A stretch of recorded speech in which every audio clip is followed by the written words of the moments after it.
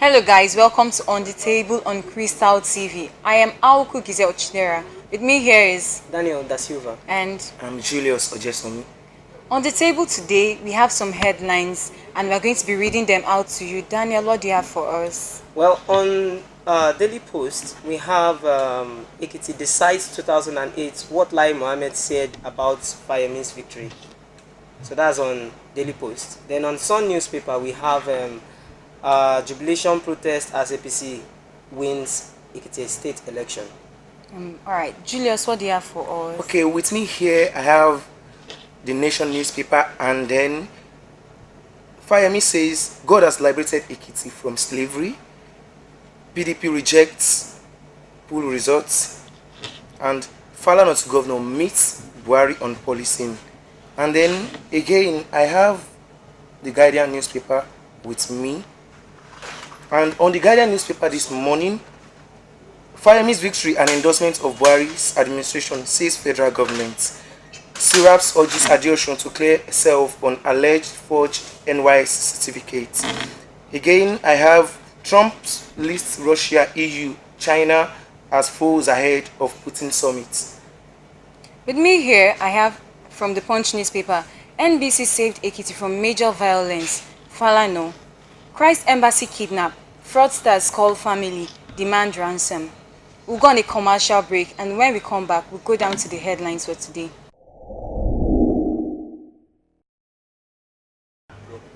Welcome back. Christ Embassy kidnap. Fraudsters call family, demand ransom. The family members of a missing 4-year-old Ella Ogidi have been left confused as different kidnap gangs have called to demand ransom for her release. Punch had reported that Ella got missing during a church service at the headquarters of the Christ Embassy in Oregun, Lagos. Ella was reportedly with the maid during the church's Children's Thanksgiving service last Sunday when she went missing. Speaking with one of our correspondents on the telephone, Ella's father, Afokogene Ogidi, said different kidnappers had called the family, claiming to have kidnapped Ella, adding that the gangs demanded different ransoms. He said, "Several people have been calling us demanding ransom, but they are fraudsters that picked our numbers from the flyers around." Guys, what do you think about this? They are trying to blackmail the family. Well, this shows insecurity in Nigeria. To me, I feel Nigeria has to step up on their game on security. How would a girl go for church church service and she'll be kidnapped? It's bizarre. It's an anomaly. It's not supposed to be. Julius, you're not saying anything. Well, I'm trying to think. It's somehow they went for church service and the girl was kidnapped. That means the security of the church wasn't even that strong. Very, very poor. Even if the girl was even kidnapped, is she not supposed to have been seen till now?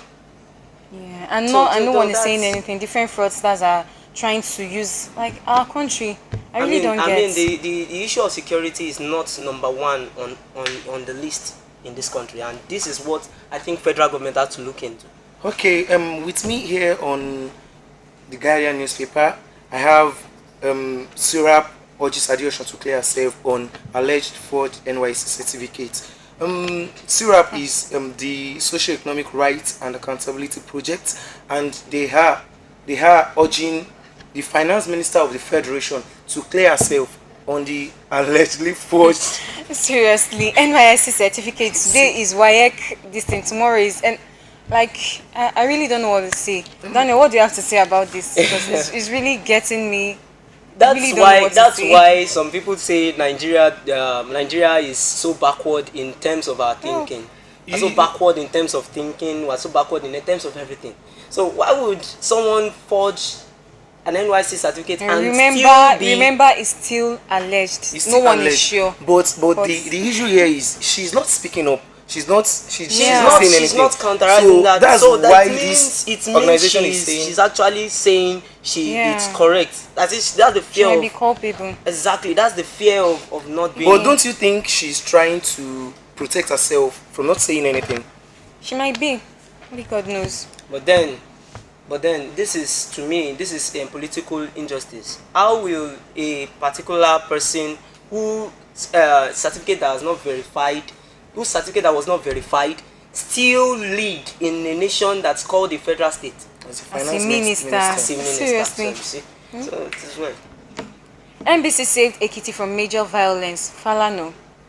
All right. Lagos-based lawyer and human rights activist Mr. Femi Falano said that the state would have been plunged into a deep crisis after the election if the National Broadcasting Corporation had not shut down the Ekiti State Broadcasting Corporation on Saturday. The state governor, Mr. Ayo Fayose, had taken to the station to announce results in favor of the candidate of the People's Democratic Party and the state deputy governor, Professor Kolapo Olushola, as the winner of the election, which the NBC said was against the broadcasting code. Like, who does that? Who announces elections without INEC officially releasing the results? I really don't get what is going on in this country. Julius, what do you have to say about this? Well, everybody wants to use the power that they have. Is the governor, And the so, sitting governor. What I'm trying to say is this. To accept defeat is something that is very, very hard. So, and if Fayose is just living like that, not putting on any fight, APC will feel they've won. Yeah, that's it. And more to this was the congratulatory remarks by different notable people in the society. For example, Tinubu, Obasanjo, Wow. Congratulating Fayemi for winning. You see, this is a political game, a political undertone behind all this. You see, in Ekiti, a chapter has closed and a new one has begun. That was said by Tinubu. Wow. Says Lagos. This says Lagos national leader of the All Progressive APC. That's Tinubu. On Sunday said the election of Dr. Kayode Fayemi in Saturday's gubernatorial poll was a victory for the people. Wow. So you see, and even early yesterday morning, Obasanjo, the other statesman, he wrote a note to Fayemi congratulating him for his recently concluded victory. Says you have fought and won the election and deserve to savor the victory as you rejoice. And he even said something that really caught my fancy. He says that Ekiti people trust his leadership. I wonder how this is actually valid, because one group in his bidding it was just a game of the highest bidder. Okay. It was the game of the highest bidder. all right, we'll go on a commercial break, and when we come back, we'll continue with the news in details.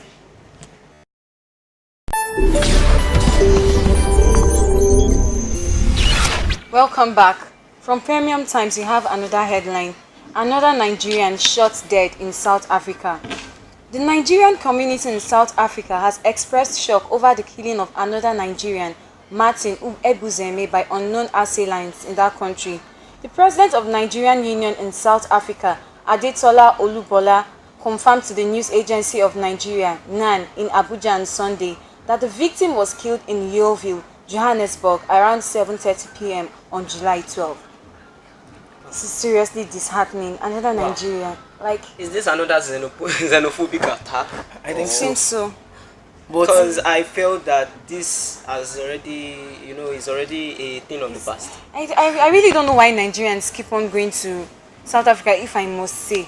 Do they really have to go there? Because this is getting too much. We have green pastures here. They can actually make waves here. So why do they have to go to South Africa it's not an issue of Nigerian going to South Africa.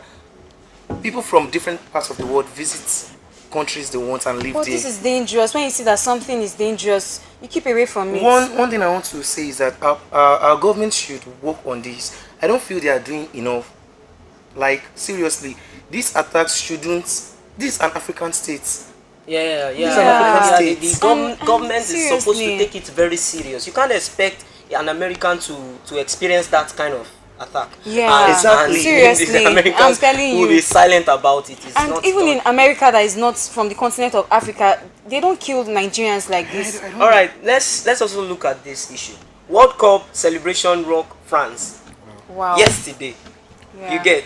I even I watched the match. It was so, I it was watched so it. dramatic. It was so thrilling. Like, so dramatic, Yes. yeah, it was so was fun. emotional. The display of emotions, the Croatians the goals, crying and all that. the way everything was done, You see, I really enjoyed myself watching the map. So you see, right now in France, it's all celebration galore. Yeah, and we really want to say very big congratulations to France. Yeah, I really congratulate. Yeah. I really congratulate. Wait, that wait, woman's guys, wait, tenacity. guys.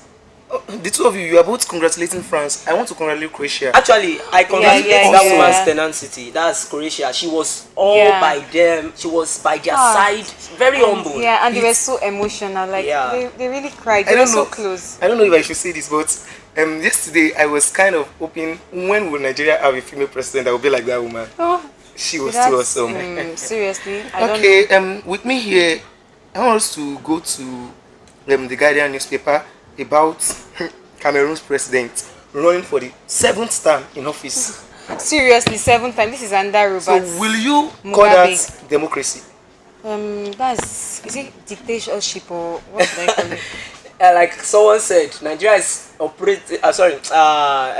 Nigeria is operating something called kakistomobo plutocracy. But this one Please, you is, give me is the even meaning more of that. dangerous than kakistomobo plutocracy. So Please, Daniel, I need something from you right now. Yeah. I need the meaning of that big word you just said.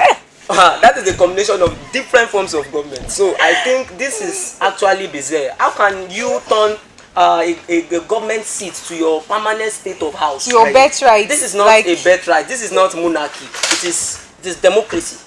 No. All right. So We'll go on a commercial break, and when we come back, we'll go down into the headlines again.